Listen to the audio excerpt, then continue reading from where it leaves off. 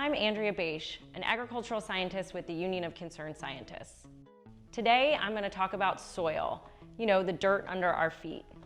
I'm going to show you how soil can help protect our communities and the farmers who grow our food from floods and droughts.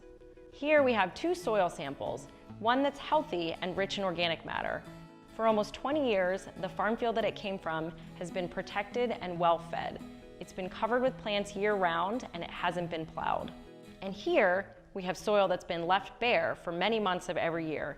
It's also been degraded by regular plowing, leaving it less healthy. Now watch what happens when it rains. Hard. Our healthy soil over here is soaking up a lot of this downpour, like a sponge. And look what happened over here. The soil couldn't absorb the water and flooded. Today, much of the nation's farmland is treated this way.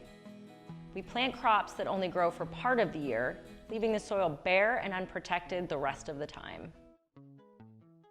Because this soil is healthier, it will hold water longer through times when there is little or no rain, helping plants withstand drought.